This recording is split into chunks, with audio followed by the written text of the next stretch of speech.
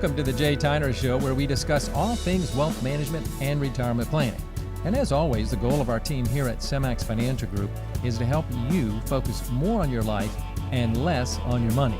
Now, as a reminder, check with your current advisor, planner, CPA, and read our disclosure in the video description below. Subscribe to this channel if you want to stay up to date on all of our new content. And by the way, if you have questions or need a 15-minute free consultation, please visit semmax.com or call 336-856-0080. Hello and welcome. My name is Matt. I'm joined by Larry and Michael, a couple of the advisors here at Semmax Financial Group, and we're going to run through 10 questions you should be asking your financial advisor. Now, a lot of these are questions you should be asking before you ever come on board. You may be interviewing different firms, but at the same time, I think they're important questions to ask, and the first one really sets the tone for the whole thing. And so, Michael, I'm going to lead off with you. What do you like about your job? Well, the first question you should ask is, do you like your job? All right, that's fair. That's fair. I do. I love my job. And the reason for that is I really get to dig back and use past experience to, understand clients' financial situation and talk to them about it and then really come up with an analysis to see where they should go and how they should go moving forward to reach those goals. So it's just, getting to, go through that process and enjoy their success as they get toward retirement and through retirement. It's just fun. I like it. I like it. Now, Larry, here's one for you. What services do you provide to your clients? That's a question that is very important to ask. Right, exactly. Yes. So your financial advisor should offer you services that are tailored to you, first and foremost. So that would include, like we do here, a detailed income plan that has things like retirement planning, education planning, tax planning, and estate planning. All of those things that you will be concerned with to make sure that you're able to retire the way you want to. You've worked hard, you want to retire. Your firm should offer these services. Right. Right. I think that's a great question. And then, Larry, here's one for Michael. Rather, here's one for you. What are your qualifications? Right. So personally, my qualifications are I'm a certified financial planner. More importantly than that, almost, is I've got years of experience with direct client-facing meetings and talking about finances and investments and insurance and risk and goals and all of that. So, you really want to look at what is their experience, real world experience. Are they just out of college, which isn't so bad necessarily, but you don't have that real world experience when it comes to meeting with clients and understanding everything that they might be going through. Right. So the real world experience, along with all those letters behind your name, the certifications, the series licensing, and everything else, it all comes together to say, what's your total qualifications? Right. Now, Larry, here's one for you. I would say this is a great question to ask. Are you a fiduciary? And then for those that may not know, why don't you give a little explanation on what that is and whether or not you are one? Okay. Well, fiduciary is basically just a legal term that means that you act in the best interests of the other party. Okay. All right. So that's the simple definition.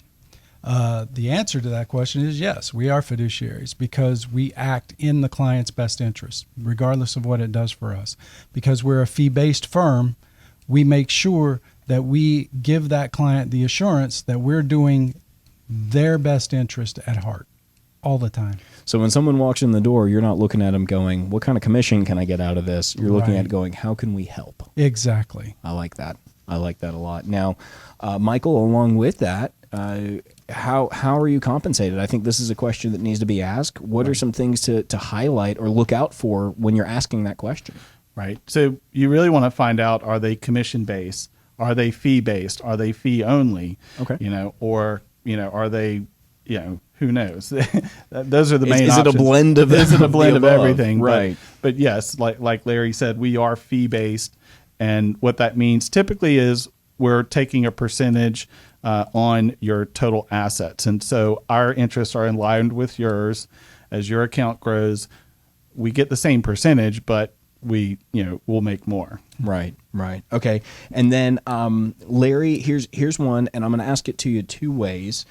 Does your firm hold all my money in investments? And then also, what's a custodian, and how does that tie into this? So I'll let you kind of take that. All right. That's a great question, Matt. First of all, no, we do not hold your funds. They are held at a custodian. And Okay. the custodian is basically the place where your funds are housed. They handle the actual liquid assets that you have. So the bank would be the custodian, or whoever's actually physically holding on to those funds. Correct. That's your custodian. That's your custodian, Okay. correct. Why do I care? Well, you care so that you don't run into a situation where we have your funds, and it makes it better for us too to not have your funds, because Right. then we don't have to deal with all that. So if someone comes in here with a gun and sticks us up, they're not going to get very far because That's right. we're not physically holding on to the funds. That is correct. I like that.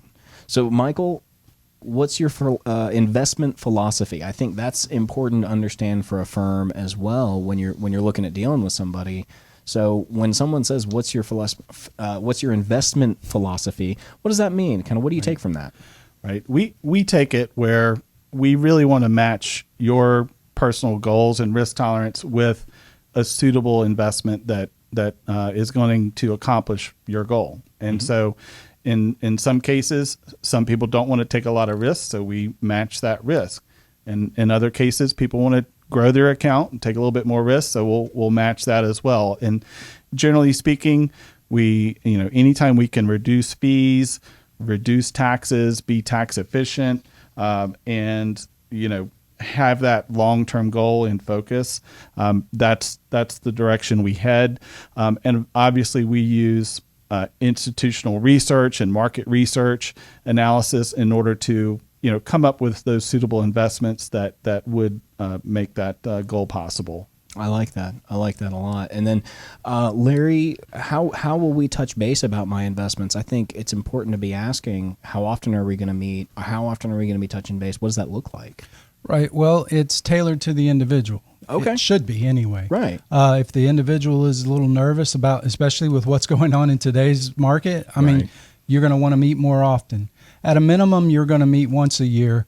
Quarterly is a good option as far as at least having some sort of contact with your client, whether it's on the phone, through email, something along that lines. And then again, like I said, if your client's a little more nervous, maybe twice a year you meet with them. Yeah, I like that. Now, Michael, here's one that I would ask, and maybe you can speak to it a little bit more holistically as well, but what happens to my money if something happens to you? I think that's a great question to be asking any kind of potential advisor. Right. So, one, your funds and investments are safe. They're with a custodian, in our case, Fidelity. Okay. So you can still check your account, with your mobile app, 24/7. But for us with Semmax, we work as teams. And so there's always going to be at least 2 advisors on your account that know what's going on. We see we have detailed notes and instructions on how we're investing the portfolios, what's going on in the client's life, and what the next steps are. And so even if I go on a 2-month vacation, you'll know exactly what the client's up to and what we're doing as far as their accounts. Right. And I would also say from a firm level, we do the same thing when it comes to the company. We're trying to make sure that if something happens to any one individual, the company's still going to be here. We're here holistically to take care of the clients. This is not a one-man show. It's designed to be a group of individuals. It really is our firm taking care of your family the best way we can. Now, the last question, and we saved this for last. I think it's wonderful to ask, but Larry, is there anything we failed to go over? Is there anything we missed? What should I have asked you that we didn't? Right. That's a great question, Matt, because the advisor has a idea of the information that he's going to need from you. Okay. And so the conversation may not lend itself to that. So when you ask that question, it gives the advisor another opportunity to say, hey, we didn't discuss this. Right. And so that's a great way to be able to put that little bow on everything and make sure that all the information needed has been gathered. That's a great response. Now, if you're looking and you have questions, you're welcome to give us a call. You're welcome to speak and sit down with one of our advisors. If you haven't had these questions answered, I would say you need to. But more importantly, if you're looking for an advisor to work with, these are the types of questions you need to be having. We like to work with people that want to work with us. We look for those long-term relationships, and I think making sure you're aligned with your advisor, with the investment philosophy, with a clear understanding and expectation of how often we're communicating. These all come together. So if you have questions, you're welcome to reach out to us. Thanks for watching. On behalf of Larry and Michael, I'm Matt.